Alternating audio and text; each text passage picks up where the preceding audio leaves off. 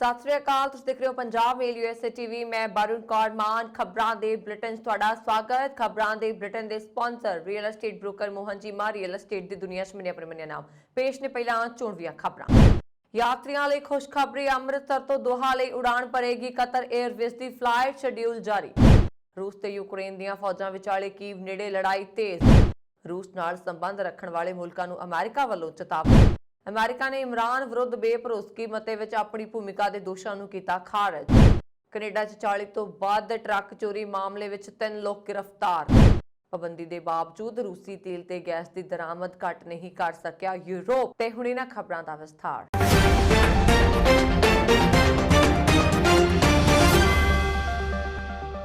3.5 ਮਹੀਨਿਆਂ ਦੀ ਉਡੀਕ ਤੋਂ ਬਾਅਦ ਆਖਰ 1 ਅਪ੍ਰੈਲ ਤੋਂ ਦੋਹਾ ਲਈ ਡਾਇਰੈਕਟ ਫਲਾਈਟ ਵਿੱਚ ਉਡਾਣ ਭਰੇਗੀ ਕਤਰ 에ਅਰਵੇਜ਼ ਨੇ ਇਸ ਫਲਾਈਟ ਦਾ ਸ਼ਡਿਊਲ ਜਾਰੀ ਕਰ ਦਿੱਤਾ ਹੈ। ਸਿੱਧੀ ਫਲਾਈਟ ਜ਼ਰੀਏ ਇੱਥੇ ਯਾਤਰੀਆਂ ਦੇ ਸਮੇਂ 'ਚ ਬਚਤ ਹੋਏਗੀ। ਉੱਥੇ ਉਹਨਾਂ ਦਾ ਕਿਰਾਇਆ ਵੀ ਘੱਟ ਲੱਗੇਗਾ। ਪਿਛਲੇ 3.5 ਮਹੀਨਿਆਂ ਤੋਂ ਫਲਾਈਟ ਦਿੱਲੀ ਤੋਂ ਹੋਣ ਕਾਰਨ ਯਾਤਰੀਆਂ ਨੂੰ ਭਾਰੀ ਪਰੇਸ਼ਾਨੀ ਦਾ ਸਾਹਮਣਾ ਕਰਨਾ ਪੈ ਰਿਹਾ ਸੀ। ਯਾਦ ਰਹੇ ਕਿ ਕਰੋਨਾ ਦੇ ਵੱਧਦੇ ਕੇਸਾਂ ਨੂੰ ਦੇਖਦਿਆਂ ਭਾਰਤ ਸਰਕਾਰ ਵੱਲੋਂ ਬਬਲ 에ਅਰਵੇਜ਼ ਤਹਿਤ ਕੀਤੇ ਗਏ ਸਮਝੌਤੇ ਤਹਿਤ ਦਿੱਲੀ ਤੋਂ ਫਲਾਈਟ ਦੀ ਆਗਿਆ ਦਿੱਤੀ ਗਈ ਸੀ ਅਤੇ ਅੰਮ੍ਰਿਤਸਰੋਂ ਇਸ ਨੂੰ ਰੱਦ ਕਰ ਦਿੱਤਾ ਸੀ। ਦੋਹਾ ਲਈ ਡਾਇਰੈਕਟ ਫਲਾਈਟ ਦਾ ਸਫ਼ਰ ਸਿਰਫ 3 ਘੰਟੇ 40 ਮਿੰਟ ਵਿੱਚ ਪੂਰਾ ਹੋ ਜਾਏਗਾ। ਸਭ ਤੋਂ ਖਾਸ ਗੱਲ ਇਹ ਹੈ ਕਿ ਫਲਾਈਟ ਦਾ ਸਮਾਂ ਰਾਤ ਦਾ ਰਹੇਗਾ। ਅਜਿਹੇ ਵਿੱਚ ਬਹੁਤ ਆਸਾਨੀ ਨਾਲ ਦੋਹਾ ਤੋਂ ਵੀ ਅਪ ਡਾਊਨ ਕੀਤਾ ਜਾ ਸਕਦਾ ਹੈ। ਕਰੋਨਾ ਕਾਰਨ ਫਲਾਈਟ ਸਤੰਬਰ 2021 ਤੱਕ ਰੋਜ਼ਾਨਾ ਉਡਾਣ ਭਰਦੀ ਸੀ, ਪਰ ਅਕਤੂਬਰ 'ਚ ਇਹਨਾਂ ਦੀ ਗਿਣਤੀ ਘਟ ਕੇ ਹਫ਼ਤੇ ਵਿੱਚ 3 ਦਿਨ ਕਰ ਦਿੱਤੀ ਗਈ। ਇਸ ਤੋਂ ਬਾਅਦ 15 ਦਸੰਬਰ 2021 ਨੂੰ ਫਲਾਈਟ ਪੂਰੀ ਤਰ੍ਹਾਂ ਨਾਲ ਬੰਦ ਕਰ ਦਿੱਤੀ ਗਈ ਸੀ। ਇਸ ਤੋਂ ਬਾਅਦ ਕੇਵਲ ਦਿੱਲੀ ਤੋਂ ਫਲਾਈਟ ਮਿਲ ਰਹੀ ਸੀ। ਸ਼ਡਿਊਲ ਮੁਤਾਬਕ 1 ਅਪ੍ਰੈਲ ਤੋਂ ਦੋਹਾ ਤੋਂ ਫਲਾਈਟ ਉਡਾਣ ਭਰ ਕੇ 2 ਅਪ੍ਰੈਲ ਰਾਤ 2:10 ਤੇ ਅੰਮ੍ਰਿਤਸਰ 에ਅਰਪੋਰਟ ਤੇ ਪਹੁੰਚੇਗੀ। ਇਸੇ ਤਰ੍ਹਾਂ 2 ਅਪ੍ਰੈਲ ਸਵੇਰੇ 3:20 ਤੇ ਫਲਾਈਟ ਦੋਹਾ ਲਈ ਉਡਾਣ ਭਰੇਗੀ। ਕੀਵ ਦੇ ਬਾਹਰ ਵਾਰ ਤੇ ਦੂਜੇ ਇਲਾਕਿਆਂ ਵਿੱਚ ਰੂਸ ਤੇ ਯੂਕਰੇਨ ਦੇ ਫੌਜੀਆਂ ਵਿਚਾਲੇ ਜੰਗ ਤੇਜ਼ ਹੋ ਰਹੀ ਹੈ। ਇਹ ਕਿਹਾ ਜਾ ਰਿਹਾ ਹੈ ਕਿ ਰੂਸ ਵੱਲੋਂ ਇਸ ਮਾਮਲੇ ਦੇ ਹੱਲ ਲਈ ਗੱਲਬਾਤ ਨੂੰ ਢਾਲ ਵਜੋਂ ਵਰਤਦਿਆਂ ਆਪਣੇ ਫੌਜੀਆਂ ਨੂੰ ਪੂਰਬੀ ਯੂਕਰੇਨ ਵਿੱਚ ਸਰਗਰਮੀ ਵਧਾਉਣ ਲਈ ਨਵੇਂ ਸਿਰਿਓਂ ਵਿਉਂਤਣ ਭੇਜਣ ਤੇ ਮੁੜ ਤਾਇਨਾਤ ਕਰਨ ਲਈ ਕਾਰਵਾਈ ਕੀਤੀ ਜਾ ਰਹੀ ਹੈ। ਯੂਕਰੇਨ ਦੇ ਰਾਸ਼ਟਰਪਤੀ ਵਲਾਦੀਮੀਰ ਜ਼ੈਲੈਂਸਕੀ ਨੇ ਤੜਕੇ ਸਵੇਰੇ ਇੱਕ ਵੀਡੀਓ ਸੁਨੇਹੇ ਵਿੱਚ ਕਿਹਾ ਕਿ ਯੂਕਰੇਨ ਵਿੱਚ ਰੂਸੀ ਫੌਜੀਆਂ ਵੱਲੋਂ ਡੋਨਬਸ ਵਿੱਚ ਸਰਗਰਮੀ ਤੇਜ਼ੀ ਨਾਲ ਕੀਤੀ ਜਾ ਰਹੀ ਹੈ ਤੇ ਉਹ ਇਸ ਨਾਲ ਨਜਿੱਠਣ ਲਈ ਤਿਆਰ ਰਹੇ ਹਾਂ। ਇਸ ਦੌਰਾਨ ਰੂਸੀ ਫੌਜ ਵੱਲੋਂ ਇਲਾਕੇ ਵਿੱਚ ਸੀਮਤ ਗੋਲਾਬੰਦੀ ਲਈ ਸਹਿਮਤੀ ਦੇਣ ਤੋਂ ਬਾਅਦ ਮਾਰੀਓਪੋਲ ਸ਼ਹਿਰ ਵਿੱਚੋਂ ਲੋਕਾਂ ਨੂੰ ਕੱਢ ਕੇ ਸੁਰੱਖਿਅਤ ਥਾਵਾਂ ਤੇ ਲਿਜਾਣ ਲਈ ਬੱਸਾਂ ਦਾ ਇੱਕ ਕਾਫਲਾ ਰਵਾਨਾ ਹੋਇਆ। ਇਸ ਦੌਰਾਨ ਭਲਕੇ ਸ਼ੁੱਕਰਵਾਰ ਨੂੰ ਵੀਡੀਓ ਰਾਹੀਂ ਯੂਕਰੇਨ ਤੇ ਰੂਸ ਵਿਚਾਲੇ ਸੰਭਾਵਤ ਸ਼ਾਂਤੀ ਸਮਝੌਤੇ ਲਈ ਗੱਲਬਾਤ ਹੋ ਸਕਦੀ ਹੈ। ਇਹ ਜਾਣਕਾਰੀ ਯੂਕਰੇਨ ਦੇ ਵਫਦ ਦੇ ਮੁਖੀ ਨੇ ਦਿੱਤੀ। ਰੈੱਡ ਕਰਾਸ ਨੇ ਕਿਹਾ ਕਿ ਇਸ ਦੀਆਂ ਟੀਮਾਂ ਮਾਰੀਓਪੋਲ ਸ਼ਹਿਰ ਵਿੱਚ ਰਾਹਤ ਤੇ ਮੈਡੀਕਲ ਸਮੱਗਰੀ ਸਮੇਤ ਰਵਾਨਾ ਹੋ ਗਈਆਂ ਨੇ ਤੇ ਇਸ ਨੂੰ ਆਸ ਹੈ ਕਿ ਸ਼ਹਿਰ ਵਿੱਚ ਬਾਕੀ ਬਚੇ ਸ਼ਹਿਰੀਆਂ ਨੂੰ ਬਚਾਇਆ ਜਾ ਸਕੇਗਾ। ਇਸ ਮੌਕੇ ਇੱਕ ਖੇਤਰੀ ਅਧਿਕਾਰੀ ਨੇ ਦੱਸਿਆ ਕਿ ਰੂਸੀ ਫੌਜਾਂ ਨੇ ਰਾਜਧਾਨੀ ਦੇ ਨੇੜਲੇ ਇਲਾਕਿਆਂ ਵਿੱਚ ਬੰਬਾਰੀ ਕੀਤੀ, ਜਿਸ ਦਾ ਹਾਲ ਹੀ ਵਿੱਚ ਰੂਸ ਨੇ ਮੁੜ ਕੰਟਰੋਲ ਹਾਸਲ ਕੀਤਾ ਸੀ। ਹਾਲਾਂਕਿ 2 ਦਿਨ ਪਹਿਲਾਂ ਹੀ ਰੂਸ ਵੱਲੋਂ ਕੀਵ ਤੇ ਚਰਨਹੀਵ ਸ਼ਹਿਰ ਨੇੜੇ ਆਪਣੀਆਂ ਫੌਜੀ ਸਰਗਰਮੀਆਂ ਘਟਾਉਣ ਦਾ ਭਰੋਸਾ ਦਿਵਾਇਆ ਗਿਆ ਸੀ। ਬਰਤਾਨੀਆ ਦੇ ਰੱਖਿਆ ਮੰਤਰਾਲੇ ਨੇ ਵੀ ਰੂਸ ਵੱਲੋਂ ਚਰਨਹੀਵ ਨੇੜੇ ਤੇਜ਼ ਬੰਬਾਰੀ ਤੇ ਮਿਜ਼ਾਈਲਾਂ ਰਾਹੀਂ ਹਮਲਿਆਂ ਦੀ ਪੁਸ਼ਟੀ ਕੀਤੀ ਗਈ ਹੈ। ਅਮਰੀਕਾ ਦੇ ਉਪ ਕੌਮੀ ਸੁਰੱਖਿਆ ਸਲਾਹਕਾਰ ਨੇ ਅਮਰੀਕਾ ਦੀਆਂ ਪਾਬੰਦੀਆਂ ਦੀ ਉਲੰਘਣਾ ਕਰਨ ਵਾਲੇ ਮੁਲਕਾਂ ਨੂੰ ਨਤੀਜੇ ਭੁਗਤਣ ਦੀ ਚੇਤਾਵਨੀ ਦਿੱਤੀ। ਉੱਥੇ ਹੀ ਬਰਤਾਨਵੀ ਵਿਦੇਸ਼ ਮੰਤਰੀ ਨੇ ਭਾਰਤੀ ਵਿਦੇਸ਼ ਮੰਤਰੀ ਨਾਲ ਰੂਸ ਯੂਕਰੇਨ ਜੰਗ ਬਾਰੇ ਗੱਲਬਾਤ ਕੀਤੀ। ਆਪਣੇ 2 ਰੋਜ਼ਾ ਦੌਰੇ ਦੇ ਦੂਜੇ ਦਿਨ ਅਮਰੀਕਾ ਦੇ ਉਪ ਕੌਮੀ ਸੁਰੱਖਿਆ ਸਲਾਹਕਾਰ ਦਲੀਪ ਸਿੰਘ ਨੇ ਕਿਹਾ ਕਿ ਜੋ ਵੀ ਮੁਲਕ ਅਮਰੀਕਾ ਵੱਲੋਂ ਰੂਸ ਤੇ ਲਾਈਆਂ ਪਾਬੰਦੀਆਂ ਦੀ ਉਲੰਘਣਾ ਜਾਂ ਪਾਲਣਾ ਕਰੇਗਾ, ਉਹਨਾਂ ਲਈ ਨਤੀਜੇ ਵੱਖ ਹੋਣਗੇ। ਉਹਨਾਂ ਨਾਲ ਹੀ ਕਿਹਾ ਕਿ ਉਹ ਭਾਰਤ ਰੂਸ ਤੇ ਊਰਜਾ ਤੇ ਹੋਰ ਪਦਾਰਥਾਂ ਦੀ ਕੀਤੀ ਜਾ ਰਹੀ ਦਰਾਮਦ ਵਿੱਚ ਤੇਜ਼ੀ ਨਹੀਂ ਦੇਖਣਾ ਚਾਹੇਗਾ। ਅਮਰੀਕੀ ਆਗੂ ਨੇ ਮਾਸਕੋ ਤੇ ਪੇਚਿੰਗ ਦਰਮਿਆਨ ਹੱਦ ਤਹਿਤ ਭਾਈਵਾਲੀ ਦਾ ਵੀ ਹਵਾਲਾ ਦਿੰਦਿਆਂ ਕਿਹਾ ਕਿ ਕਿਸੇ ਨੂੰ ਵੀ ਇਸ ਗੱਲ ਦਾ ਭਰੋਸਾ ਨਹੀਂ ਹੈ ਕਿ ਜੇਕਰ ਚੀਨ ਮੁੜ ਅਸਲ ਕੰਟਰੋਲ ਰੇਖਾ ਟੱਪੇਗਾ ਤਾਂ ਰੂਸ ਭਾਰਤ ਦੀ ਮਦਦ ਕਰੇਗਾ। ਉਹਨਾਂ ਨੇ ਕਿਹਾ ਕਿ ਭਾਰਤ ਨੇ ਰੂਸ ਤੋਂ ਜੋ ਤੇਲ ਉਤਪਾਦਾਂ ਦੀ ਦਰਾਮਦ ਕੀਤੀ ਹੈ, ਉਸ ਨਾਲ ਅਮਰੀਕਾ ਵੱਲੋਂ ਲਾਈਆਂ ਪਾਬੰਦੀਆਂ ਦੀ ਕੋਈ ਉਲੰਘਣਾ ਨਹੀਂ ਹੋਈ। ਉਹਨਾਂ ਨੇ ਕਿਹਾ ਕਿ ਇਸ ਦੌਰਾਨ ਵਾਸ਼ਿੰਗਟਨ ਚਾਹੇਗਾ ਕਿ ਉਹਨਾਂ ਦੇ ਭਾਈਵਾਲ ਤੇ ਸਹਿਯੋਗੀ ਇਸ ਗੈਰ ਭਰੋਸੇਯੋਗ ਸਪਲਾਇਰ ਤੇ ਨਿਰਭਰਤਾ ਘਟਾਉਣ ਦੇ ਰਾਹ ਲੱਭਣ। ਉਹਨਾਂ ਇੱਥੇ ਪੱਤਰਕਾਰਾਂ ਨਾਲ ਗੱਲਬਾਤ ਕਰਦਿਆਂ ਕਿਹਾ, ਅਸੀਂ ਭਾਰਤ ਵੱਲੋਂ ਰੂਸ ਤੋਂ ਉਹਨਾਂ ਪਦਾਰਥਾਂ ਦੀ ਦਰਾਮਦ ਵਿੱਚ ਤੇਜ਼ੀ ਨਹੀਂ ਦੇਖਣਾ ਚਾਹਾਂਗੇ ਜਿਨ੍ਹਾਂ ਤੇ ਅਮਰੀਕਾ ਨੇ ਪਾਬੰਦੀ ਲਗਾਈ ਹੋਈ ਹੈ। ਉਹ ਭਾਰਤ ਵੱਲੋਂ ਰੂਸ ਤੋਂ ਤੇਲ ਦੀ ਦਰਾਮਦ ਸੰਬੰਧੀ ਲਏ ਗਏ ਫੈਸਲੇ ਦੇ ਸੰਦਰਭ ਵਿੱਚ ਬੋਲ ਰਹੇ ਸੀ। ਉਹਨਾਂ ਨੇ ਕਿਹਾ, ਅਮਰੀਕਾ ਤੇਲ ਤੇ ਰੱਖਿਆ ਉਤਪਾਦਾਂ ਦੀ ਜ਼ਰੂਰਤੀ ਪੂਰੀ ਕਰਨ ਲਈ ਭਾਰਤ ਦੀ ਮਦਦ ਲਈ ਤਿਆਰ ਹੈ। ਅਮਰੀਕੀ ਸਰਕਾਰ ਨੇ ਪਾਕਿਸਤਾਨ ਦੇ ਪ੍ਰਧਾਨ ਮੰਤਰੀ ਇਮਰਾਨ ਖਾਨ ਖਿਲਾਫ ਆਏ ਬੇਭਰੋਸਗੀ ਮਤੇ ਪਿੱਛੋਂ ਆਪਣੀ ਭੂਮਿਕਾ ਹੋਣ ਨਾਲ ਸੰਬੰਧਿਤ ਸਾਰੇ ਦੋਸ਼ਾਂ ਨੂੰ ਖਾਰਜ ਕਰ ਦਿੱਤਾ। ਉਹਨਾਂ ਨੇ ਵਿਦੇਸ਼ ਵਿਭਾਗ ਦੇ ਹਵਾਲੇ ਨਾਲ ਕਿਹਾ, ਬੇਭਰੋਸਗੀ ਮਤੇ ਅਤੇ ਪ੍ਰਧਾਨ ਮੰਤਰੀ ਇਮਰਾਨ ਖਾਨ ਨੂੰ ਮਿਲੇ ਧਮਕੀ ਭਰੇ ਪੱਤਰ ਨੂੰ ਲੈ ਕੇ ਅਮਰੀਕਾ ਤੇ ਲੱਗੇ ਦੋਸ਼ ਬੇਬੁਨਿਆਦ ਨੇ। ਇਸ ਵਿੱਚ ਅੱਗੇ ਕਿਹਾ ਗਿਆ ਹੈ ਕਿ ਅਮਰੀਕੀ ਸਰਕਾਰ ਪਾਕਿਸਤਾਨ ਵਿੱਚ ਰਾਜਨੀਤਿਕ ਸਥਿਤੀ ਤੇ ਨਜ਼ਰ ਰੱਖ ਰਹੀ ਹੈ ਅਤੇ ਉੱਥੇ ਦੀ ਸੰਵਿਧਾਨਕ ਪ੍ਰਕਿਰਿਆ ਦਾ ਸਨਮਾਨ ਕਰਦੀ ਹੈ। ਜ਼ਿਕਰਯੋਗ ਹੈ ਕਿ ਖਾਨ ਨੇ ਬੁੱਧਵਾਰ ਨੂੰ ਇੱਕ ਪੱਤਰ ਬਾਰੇ ਜਾਣਕਾਰੀ ਸਾਂਝੀ ਕੀਤੀ ਸੀ, ਜਿਸ ਵਿੱਚ ਦਾਅਵਾ ਕੀਤਾ ਗਿਆ ਸੀ ਕਿ ਉਹਨਾਂ ਕੋਲ ਆਪਣੀ ਸਰਕਾਰ ਵਿਰੁੱਧ ਵਿਦੇਸ਼ੀ ਤਾਕਤਾਂ ਵੱਲੋਂ ਸਾਜ਼ਿਸ਼ ਰਚਣ ਦੇ ਸਬੂਤ ਨੇ। ਪਹਿਲਾਂ 27 ਮਾਰਚ ਨੂੰ ਪਾਕਿਸਤਾਨ ਤਹਿਰੀਕ-ਏ-ਇਨਸਾਫ ਦੀ ਰੈਲੀ ਦੌਰਾਨ ਜ਼ਿਕਰ ਕੀਤਾ ਸੀ ਅਤੇ ਇਸ ਦੌਰਾਨ ਕਿਹਾ ਕਿ ਇਹ ਉਹਨਾਂ ਦੀ ਸਰਕਾਰ ਨੂੰ ਡੇਗਣ ਦੀ ਸਾਜ਼ਿਸ਼ ਹੈ, ਜਿਸ ਵਿੱਚ ਵਿਦੇਸ਼ੀ ਤਾਕਤਾਂ ਦਾ ਪੈਸਾ ਵੀ ਸ਼ਾਮਲ ਹੈ। ਬੀਤੇ ਦਿਨ ਕੈਨੇਡੀਅਨ ਸੂਬਾ ਅਲਬਰਟਾ ਦੇ ਸ਼ਹਿਰ ਐਡਮਿੰਟਨ ਵਿਖੇ 40 ਤੋਂ ਵੱਧ ਟਰੱਕ ਚੋਰੀ ਕਰਨ ਦੇ ਮਾਮਲੇ ਵਿੱਚ ਪੁਲਿਸ ਨੇ ਓਨਟਾਰੀਓ ਨਾਲ ਸੰਬੰਧਿਤ 3 ਸ਼ੱਕੀ ਚੋਰ ਗ੍ਰਿਫਤਾਰ ਕੀਤੇ ਹਨ। ਗ੍ਰਿਫਤਾਰ ਅਤੇ ਚਾਰਜ ਹੋਣ ਵਾਲਿਆਂ ਵਿੱਚ ਹਰਸ਼ਦੀਪ ਬਿੰਨਰ, ਰਿਆਜ਼ਤ ਸਿੰਘ ਅਤੇ ਮਾਈਕਲ ਪਹਲੋਡ ਦਾ ਨਾਂ ਸ਼ਾਮਲ ਹੈ। ਦੱਸਣਯੋਗ ਹੈ ਕਿ ਇਹਨਾਂ ਟਰੱਕਾਂ ਦੀ ਕਾਫੀ ਜ਼ਿਆਦਾ ਮੰਗ ਹੋਣ ਕਾਰਨ ਚੋਰਾਂ ਵੱਲੋਂ ਇਸ ਟਰੱਕ ਦੀ ਕਾਫੀ ਚੋਰੀ ਕੀਤੀ ਜਾਂਦੀ ਹੈ। ਇਹ ਵੀ ਦੱਸਣਾ ਬਣਦਾ ਹੈ ਕਿ ਗੱਡੀਆਂ ਦੀ ਚੋਰੀ ਨੂੰ ਇਸ ਸਮੇਂ ਕੈਨੇਡਾ 'ਚ ਬਹੁਤ ਵੱਡੀ ਸਮੱਸਿਆ ਵਜੋਂ ਦੇਖਿਆ ਜਾ ਰਿਹਾ ਹੈ। ਰੂਸ ਦੇ ਤੇਲ ਤੇ ਗੈਸ ਕਾਰੋਬਾਰ ਤੇ ਅਮਰੀਕਾ ਤੇ ਪੱਛਮੀ ਦੇਸ਼ਾਂ ਦੀਆਂ ਪਾਬੰਦੀਆਂ ਦੇ 2 ਹਫ਼ਤਿਆਂ ਤੋਂ ਜ਼ਿਆਦਾ ਬੀਤ ਚੁੱਕੇ ਨੇ, ਪਰ ਯੂਰਪ ਲਈ ਰੂਸ ਅਜੇ ਵੀ ਤੇਲ ਤੇ ਗੈਸ ਦਾ ਸਭ ਤੋਂ ਵੱਡਾ ਸਪਲਾਈ ਕਰਤਾ ਬਣਿਆ ਹੋਇਆ ਹੈ। ਰੂਸ ਤੇ ਪਾਬੰਦੀਆਂ ਵਿੱਚ ਯੂਰਪੀ ਦੇਸ਼ ਵੀ ਸ਼ਾਮਲ ਨੇ, ਪਰ ਉਹ ਖੁਦ ਇਹਨਾਂ ਨੂੰ ਲਾਗੂ ਨਹੀਂ ਕਰ ਸਕਦੇ ਕਿਉਂਕਿ ਰੂਸੀ ਤੇਲ ਤੇ ਗੈਸ ਤੇ ਉਹਨਾਂ ਦੀ ਨਿਰਭਰਤਾ ਖਤਮ ਨਹੀਂ ਹੋ ਰਹੀ। ਯੂਕਰੇਨ ਤੇ ਰੂਸੀ ਹਮਲੇ ਦੇ ਵਿਰੋਧ ਵਿੱਚ ਲਾਗੂ ਪਾਬੰਦੀਆਂ ਤੇ ਰੂਸ ਨੇ ਵੀ ਜਵਾਬੀ ਹਮਲਾ ਕੀਤਾ। ਰੂਸ ਨੇ ਗੈਰ ਮਿੱਤਰ ਦੇਸ਼ਾਂ ਨੂੰ ਆਪਣੇ ਤੇਲ ਤੇ ਗੈਸ ਦੀ ਕੀਮਤ ਰੂਬਲ ਵਿੱਚ ਮੰਗਣੀ ਸ਼ੁਰੂ ਕਰ ਦਿੱਤੀ ਹੈ। ਰੂਬਲ 'ਚ ਭੁਗਤਾਨ ਨਾਲ ਕਰਨ ਤੇ ਸਪਲਾਈ ਬੰਦ ਕਰਨ ਦੀ ਚੇਤਾਵਨੀ ਦਿੱਤੀ ਹੈ। ਰੂਸੀ ਗੈਸ ਦੇ ਸਭ ਤੋਂ ਵੱਡੇ ਦਰਾਮਦਕਾਰ ਦੇਸ਼ ਜਰਮਨੀ ਨੇ ਰੂਬਲ ਵਿੱਚ ਭੁਗਤਾਨ ਕਰਨ ਤੋਂ ਇਨਕਾਰ ਕਰ ਦਿੱਤਾ ਹੈ, ਪਰ ਉਸ ਦੇ ਹੱਥ ਪੈਰ ਫੁੱਲ ਰਹੇ ਨੇ। ਜਰਮਨ ਸਰਕਾਰ ਨੇ ਦੇਸ਼ ਵਾਸੀਆਂ ਨੂੰ ਗੈਸ ਦੀ ਖਪਤ ਵਿੱਚ ਕਮੀ ਲਿਆਉਣ ਦੀ ਬੇਨਤੀ ਕੀਤੀ ਹੈ। ਨਾਲ ਹੀ ਰੂਸੀ ਗੈਸ ਦੀ ਸਪਲਾਈ ਬੰਦ ਹੋਣ ਤੇ ਦੋਸ਼ ਵਿੱਚ ਐਮਰਜੈਂਸੀ ਲਾਗੂ ਕਰਨ ਦੇ ਸੰਕੇਤ ਦਿੱਤੇ ਨੇ। ਅਮਰੀਕਾ ਨੇ ਆਪਣੇ ਰਣਨੀਤਿਕ ਭੰਡਾਰ ਤੋਂ 18 ਕਰੋੜ ਬੈਰਲ ਤੇਲ ਕੱਢ ਕੇ ਖੁੱਲੇ ਬਾਜ਼ਾਰ ਵਿੱਚ ਵਿਕਰੀ ਲਈ ਭੇਜਿਆ ਹੈ। ਅਮਰੀਕਾ ਦੇ ਇਸ ਕਦਮ ਨਾਲ ਤੇਲ ਦੀ ਕੌਮਾਂਤਰੀ ਕੀਮਤ ਨੂੰ ਕੰਟਰੋਲ ਕਰਨ ਵਿੱਚ ਮਦਦ ਮਿਲੀ ਹੈ, ਪਰ ਉਸ ਨਾਲ ਯੂਰਪੀ ਦੇਸ਼ ਨੂੰ ਖਾਸ ਰਾਹਤ ਨਹੀਂ ਮਿਲੀ। ਇਸ ਦੌਰਾਨ ਗੈਸ ਕੀਮਤਾਂ ਨੂੰ ਕੰਟਰੋਲ ਕਰਨ ਲਈ ਅਮਰੀਕਾ ਨੇ ਯਤਨ ਸ਼ੁਰੂ ਕਰਨ ਦੇ ਸੰਕੇਤ ਦਿੱਤੇ ਨੇ। ਅਜਿਹਾ ਪ੍ਰਤੀਤ ਹੁੰਦਾ ਹੈ ਕਿ ਚੀਨ ਅਫਗਾਨਿਸਤਾਨ ਵਿੱਚ ਤਾਲਿਬਾਨ ਦੀ ਅਗਵਾਈ ਵਾਲੀ ਸਰਕਾਰ ਨੂੰ ਮਾਨਤਾ ਦੇਣ ਲਈ ਕਾਹਲੀ ਵਿੱਚ ਹੈ। ਚੀਨ ਯੁੱਧ ਪ੍ਰਭਾਵਿਤ ਦੇਸ਼ ਅਫਗਾਨਿਸਤਾਨ ਦੀ ਖਣਿਜ ਸੰਪਤੀ ਤੇ ਨਜ਼ਰ ਰੱਖ ਰਿਹਾ ਹੈ, ਜਿਸ ਕੋਲ ਲਗਭਗ $3 ਟ੍ਰਿਲੀਅਨ ਦੀ ਅਣਵਰਤੀ ਖਣਿਜ ਸੰਪਤੀ ਅਤੇ ਦੁਰਲੱਭ ਧਰਤੀ ਸਮੱਗਰੀ ਹੈ। ਨਾਜ਼ੁਕ ਅਤੇ ਹਫੜਾ-ਦਫੜੀ ਵਾਲੀ ਸਥਿਤੀ ਦਾ ਫਾਇਦਾ ਉਠਾਉਂਦੇ ਹੋਏ ਚੀਨ ਆਪਣੀਆਂ ਸਰਹੱਦਾਂ ਨੂੰ ਸੁਰੱਖਿਅਤ ਕਰਨਾ ਚਾਹੁੰਦਾ ਹੈ ਅਤੇ ਆਪਣੇ ਖਣਿਜ ਸਰੋਤਾਂ ਦੀਆਂ ਜ਼ਰੂਰਤਾਂ ਨੂੰ ਪੂਰਾ ਕਰਨਾ ਚਾਹੁੰਦਾ ਹੈ। ਇਸ ਤੋਂ ਇਲਾਵਾ ਬੈਲਟ ਐਂਡ ਰੋਡ ਇਨੀਸ਼ੀਏਟਿਵ ਲੰਬੇ ਸਮੇਂ ਤੋਂ ਆਪਣਾ ਟੀਚਾ ਪ੍ਰਾਪਤ ਕਰਨਾ ਚਾਹੁੰਦਾ ਹੈ। ਥਿੰਕ ਟੈਂਕ ਨੇ ਇਹ ਵੀ ਕਿਹਾ ਕਿ ਚੀਨ ਇੱਕ ਮੌਕਾ ਪ੍ਰਸਤ ਦੇਸ਼ ਹੈ। ਇਹ ਅਫਗਾਨਿਸਤਾਨ ਵਿੱਚ ਅਰਾਜਕ ਸਥਿਤੀ ਦਾ ਫਾਇਦਾ ਉਠਾ ਰਿਹਾ ਹੈ। ਬੀਜਿੰਗ ਦੀ ਮੁੱਖ ਤਰਜੀਹ ਅਫਗਾਨਿਸਤਾਨ ਦੇ ਨਾਲ ਆਪਣੀਆਂ ਸਰਹੱਦਾਂ ਨੂੰ ਸੁਰੱਖਿਅਤ ਕਰਨਾ ਅਤੇ ਚੀਨ ਵਿਰੋਧੀ ਅੱਤਵਾਦੀ ਸਮੂਹ ਈਸਟ ਤੁਰਕਿਸਤਾਨ ਇਸਲਾਮਿਕ ਮੂਵਮੈਂਟ ਨੂੰ ਦੂਰ ਰੱਖਣਾ ਹੈ, ਜਿਵੇਂ ਕਿ ਚੀਨ ਨੂੰ ਡਰ ਹੈ ਕਿ ਅਸਥਿਰ ਤਾਲਿਬਾਨ ETIM ਦੀ ਥਾਂ ਲੈ ਸਕਦਾ ਹੈ। ਭਾਰਤੀ ਅਮਰੀਕੀ ਭਾਈਚਾਰੇ ਦੀ ਫਲੋਰੀਡਾ ਦੀ ਇੱਕ ਵਿਦਿਆਰਥਣ ਦੀ ਕਲਾਕ੍ਰਿਤੀ US ਕੈਪੀਟਲ ਭਾਵ ਦੇਸ਼ ਦੇ ਸੰਸਦ ਭਵਨ ਵਿੱਚ ਦਿਖਾਈ ਜਾਏਗੀ, ਜੋ ਇਸ ਭਾਈਚਾਰੇ ਲਈ ਮਾਣ ਵਾਲੀ ਗੱਲ ਹੈ। ਫਲੋਰੀਡਾ ਵਿੱਚ ਟੈਂਪਾ ਹਾਈ ਸਕੂਲ ਦੀ 11ਵੀਂ ਕਲਾਸ ਦੀ ਵਿਦਿਆਰਥਣ ਸ਼ਾਰਦਾ ਕਾਰਤਿਕ ਨੂੰ ਟੈਂਪਾ ਮਿਊਜ਼ੀਅਮ ਆਫ ਆਰਟ ਵਿੱਚ ਹੋਈ ਇੱਕ ਕਾਂਗਰੈਸ਼ਨਲ ਆਰਟ ਕੰਪੀਟੀਸ਼ਨ ਦਾ ਜੇਤੂ ਐਲਾਨ ਕੀਤਾ ਗਿਆ ਹੈ। ਇਸ ਮੁਕਾਬਲੇ ਵਿੱਚ ਹਾਈ ਸਕੂਲ ਦੇ ਵਿਦਿਆਰਥੀ ਆਪਣੀ ਕਲਾ ਨੂੰ ਅਮਰੀਕੀ ਸੰਸਦ ਵਿੱਚ ਪ੍ਰਦਰਸ਼ਿਤ ਕਰਨ ਲਈ ਇੱਕ ਮੁਕਾਬਲੇ ਵਿੱਚ ਹਿੱਸਾ ਲੈਂਦੇ ਨੇ। ਕਾਂਗਰਸ ਮੈਂਬਰ ਕੈਥੀ ਕੈਸਟਰ ਵੱਲੋਂ ਜਾਰੀ ਮੀਡੀਆ ਬਿਆਨ ਮੁਤਾਬਕ ਚੇਨਈ ਤੋਂ ਆਪਣੇ ਮਾਤਾ-ਪਿਤਾ ਨਾਲ 1 ਸਾਲ ਦੀ ਉਮਰ ਵਿੱਚ ਅਮਰੀਕਾ ਆਈ ਸ਼ਾਰਦਾ ਕਾਰਤਿਕ ਨੇ ਸਾਲ ਡੂੰਘਾਈ ਅਤੇ ਸ਼ੁੱਧਤਾ ਨਾਲ ਬਣਾਈ ਪੈਂਸਿਵ ਗੇਜ ਗ੍ਰੈਫਾਈਟ ਡਰਾਇੰਗ ਨਾਲ ਪਹਿਲਾ ਸਥਾਨ ਹਾਸਲ ਕੀਤਾ ਹੈ। ਕਾਰਤਿਕ ਦੀ ਖੁਦ ਦੀ ਕਲਾਕਾਰੀ ਧਾਰਨਾ ਬਨਾਮ ਹਕੀਕਤ ਨੂੰ ਦਰਸਾਉਂਦੀ ਹੈ। ਉਸਨੇ ਕਿਹਾ, ਮੈਂ ਇਹ ਦੇਖਣਾ ਚਾਹੁੰਦੀ ਸੀ ਕਿ ਕੀ ਮੈਂ ਆਪਣਾ ਚਿੱਤਰ ਉਵੇਂ ਹੀ ਬਣਾ ਸਕਦੀ ਹਾਂ ਜਿਵੇਂ ਮੈਂ ਅਤੇ ਨਾ ਕਿ ਉਵੇਂ ਜਿਵੇਂ ਕਿ ਮੈਂ ਸੋਚਦੀ ਹਾਂ ਕਿ ਮੈਂ ਹਾਂ।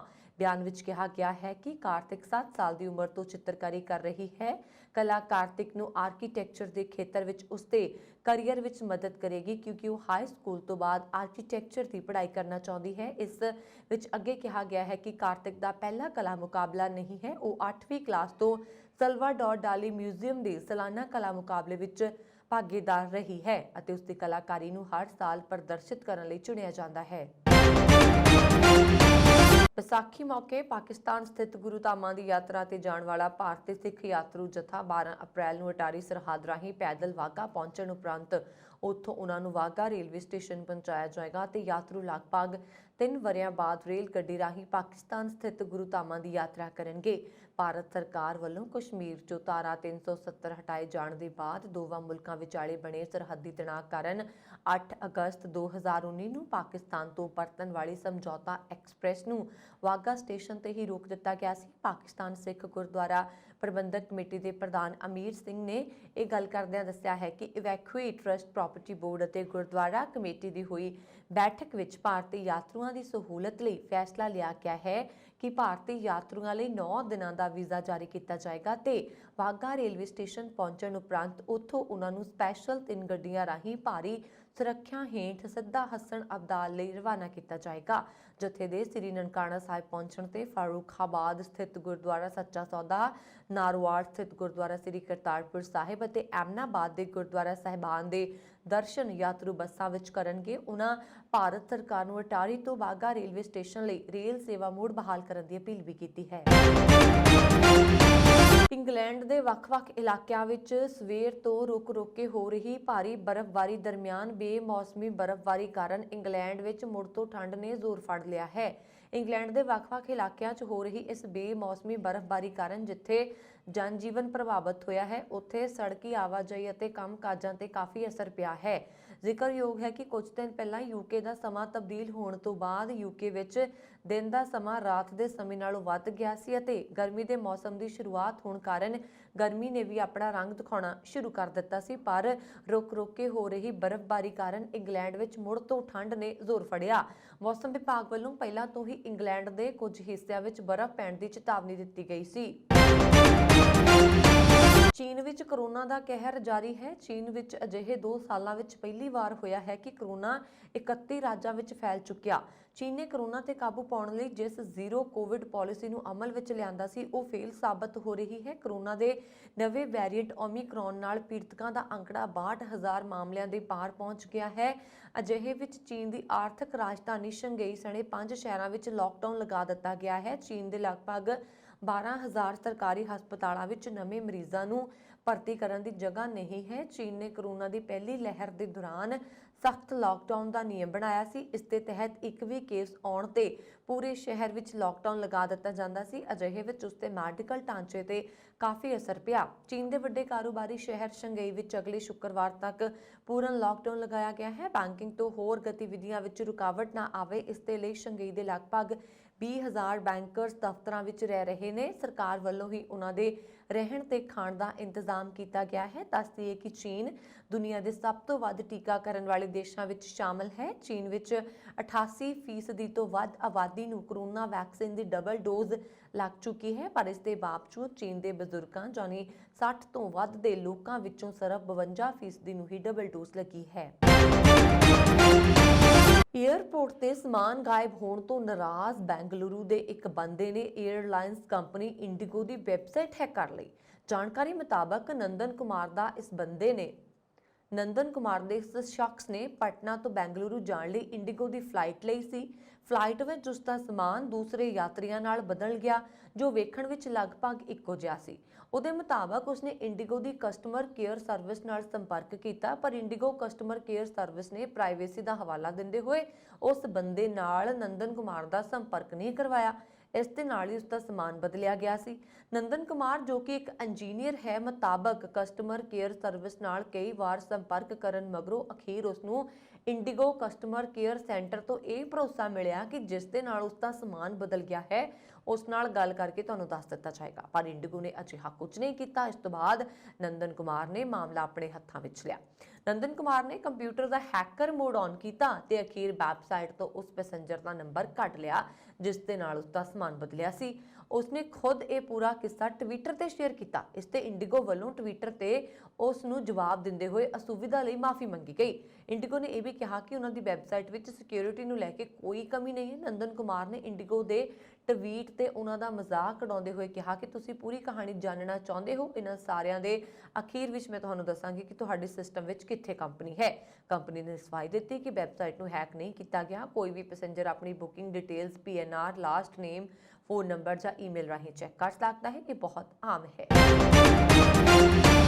ਆਸਟ੍ਰੇਲੀਆ ਦੇ ਵਿਕਟੋਰੀਆ ਸੂਬੇ ਵਿੱਚ ਇੱਕ ਨਿੱਜੀ ਹੈਲੀਕਾਪਟਰ ਹਾਦਸਾਗ੍ਰਸਤ ਹੋ ਗਿਆ ਜਿਸ ਨਾਲ ਉਸ ਵਿੱਚ ਸਵਾਰ ਸਾਰੇ 5 ਲੋਕਾਂ ਦੀ ਮੌਤ ਹੋ ਗਈ। ਇਸ ਸੰਬੰਧੀ ਦਿਨ ਭਰ ਦੀ ਖੋਜ ਤੋਂ ਬਾਅਦ ਬਚਾਅ ਟੀਮ ਨੇ ਵੀਰਵਾਰ ਰਾਤ ਨੂੰ ਸਾਰਿਆਂ ਦੀ ਮੌਤ ਦੀ ਪੁਸ਼ਟੀ ਕੀਤੀ। ਇਹ ਹਾਦਸਾ ਮੈਲਬੌਰਨ ਤੋਂ 60 ਕਿਲੋਮੀਟਰ ਉੱਤਰ ਵਿੱਚ ਸਥਿਤ ਬੁਸ਼ਲੈਂਡ ਵਿੱਚ ਵੀਰਵਾਰ ਨੂੰ ਸਥਾਨਕ ਸਮੇਂ ਮੁਤਾਬਕ ਸਵੇਰੇ 9 ਵਜੇ ਵਾਪਰਿਆ ਤੇ 12 ਘੰਟੇ ਬਾਅਦ ਵਿਕਟੋਰੀਆ ਪੁਲਿਸ ਨੇ ਜ਼ਖਮੀਆਂ ਦੀ ਪੁਸ਼ਟੀ ਕੀਤੀ। ਜਹਾਜ਼ ਵਿੱਚ ਇੱਕ ਪਾਇਲਟ ਅਤੇ 4 ਬਾਲਗ ਸਵਾਰ ਸਨ। ਇਹ chartered helicopter private company micro flight ਦਾ ਸੀ ਜਿਸ ਨੇ ਦੱਖਣੀ ਮੈਲਬੌਰਨ ਤੋਂ ਉਡਾਣ ਭਰੀ ਸੀ। ਕਾਰਜਕਾਰੀ ਇੰਸਪੈਕਟਰ ਜੋਸ਼ ਲੈਗਲਨ ਨੇ ਵੀਰਵਾਰ ਨੂੰ ਮੀਡੀਆ ਨੂੰ ਦੱਸਿਆ ਕਿ ਸਵੇਰੇ ਬੱਦਲ ਛਾਏ ਹੋਏ ਸੀ। ਇੱਕ ਹੈਲੀਕਾਪਟਰ ਉੱਥੋਂ ਲੰਘ ਰਿਹਾ ਸੀ ਪਰ ਫਿਰ ਪਤਾ ਲੱਗਾ ਕਿ ਦੂਜਾ ਹੈਲੀਕਾਪਟਰ ਗਾਇਬ ਸੀ। ਉਦੋਂ ਹੀ ਪੁਲਿਸ ਨੂੰ ਇਸ ਦੀ ਚੇਤਾਵਨੀ ਦਿੱਤੀ ਗਈ। ਹਾਦਸਾ ਹੋਣ ਦੇ ਕਾਰਨਾਂ ਦਾ ਹਾਲੇ ਤੱਕ ਪਤਾ ਨਹੀਂ ਚੱਲ ਸਕਿਆ ਹੈ। ਪੁਲਿਸ ਨੇ ਹਾਦਸੇ ਤੋਂ ਬਾਅਦ ਰਾਤ ਭਰ ਜਾਂਚ ਜਾਰੀ ਰੱਖੀ ਹੈ ਅਤੇ ਹੁਣ ਸ਼ੁੱਕਰਵਾਰ ਨੂੰ ਆਸਟ੍ਰੇਲੀਅਨ ਟਰਾਂਸਪੋਰਟ ਸੇਫਟੀ ਬਿਊਰੋ ਵੱਲੋਂ ਅਗਲੇਰੀ ਜਾਂਚ ਕੀਤੀ ਜਾ ਰਹੀ ਹੈ। ਪ੍ਰਧਾਨ ਮੰਤਰੀ ਸਕਾਟ ਮੋਰਿਸਨ ਨੇ ਸ਼ੁੱਕਰਵਾਰ ਨੂੰ ਕਿਹਾ ਕਿ ਆਸਟ੍ਰੇਲੀਆ ਯੂਕਰੇਨ ਨੂੰ ਬਖਤਰਬੰਦ ਬੁਸ਼ਮਾਸਟਰ ਵਾਹਨ ਭੇਜੇਗਾ। ਮੋਰਿਸਨ ਮੁਤਾਬਕ ਇਹ ਫੈਸਲਾ ਰਾਸ਼ਟਰਪਤੀ ਵਲਾਦੀਮੀਰ ਜ਼ੈਲੈਂਸਕੀ ਵੱਲੋਂ ਰੂਸ ਖਿਲਾਫ ਯੂਕਰੇਨ ਦੀ ਲੜਾਈ ਵਿੱਚ ਆਸਟ੍ਰੇਲੀਆਈ ਸੰਸਦ ਮੈਂਬਰਾਂ ਨੂੰ ਹੋਰ ਮਦਦ ਦੀ ਅਪੀਲ ਕਰਨ ਦੇ ਬਾਅਦ ਲਿਆ ਗਿਆ। ਜ਼ੈਲੈਂਸਕੀ ਨੇ ਵੀਰਵਾਰ ਨੂੰ ਆਸਟ੍ਰੇਲੀਆਈ ਸੰਸਦ ਨੂੰ ਸੰਬੋਧਨ ਕੀਤਾ ਤੇ ਆਸਟ੍ਰੇਲੀਆ ਦੇ ਬਣੇ 4 ਪਹੀਆ ਡਰਾਈਵ ਵਾਹਨਾਂ ਦੀ ਮੰਗ ਕੀਤੀ। ਮੋਰਿਸਨ ਨੇ ਪੱਤਰਕਾਰਾਂ ਨੂੰ ਦੱਸਿਆ ਕਿ ਵਾਹਨਾਂ ਨੂੰ Boeing C-17 global master transport ਜਹਾਜ਼ ਤੇ ਉਤਾਰਿਆ ਜਾਏਗਾ। ਉਹਨਾਂ ਨੇ ਇਹ ਨਹੀਂ ਦੱਸਿਆ ਕਿ ਕਿੰਨੇ ਜਾਂ ਕਦੋਂ ਜਹਾਜ਼ ਭੇਜੇ ਜਾਣਗੇ। ਮੋਰਿਸਨ ਨੇ ਕਿਹਾ ਕਿ ਅਸੀਂ ਸਿਰਫ ਆਪਣੀਆਂ ਪ੍ਰਾਰਥਨਾਵਾਂ ਨਹੀਂ ਭੇਜ ਰਹੇ ਸਗੋਂ ਅਸੀਂ ਆਪਣੀਆਂ ਬੰਦੂਕਾਂ ਭੇਜ ਰਹੇ ਹਾਂ, ਅਸੀਂ ਆਪਣੇ ਹਥਿਆਰ ਭੇਜ ਰਹੇ ਹਾਂ, ਅਸੀਂ ਆਪਣੀ ਮਾਨਵਤਾਵਾਦੀ ਸਹਾਇਤਾ ਭੇਜ ਰਹੇ ਹਾਂ, ਅਸੀਂ ਇਹ ਸਭ ਕੁਝ ਭੇਜ ਰਹੇ ਹਾਂ। ਸਾਡੇ ਸਰੀਰ ਦੇ ਕਵਚ, ਸਾਡੇ ਬਖਤਾਰਬੰਦ ਵਾਹਨ, ਸਾਡੇ ਬੁਸ਼ਮਾਸਟਰਾਂ ਨੂੰ ਵੀ ਭੇਜਣਾ ਜਾ ਰਹੇ ਹਾਂ।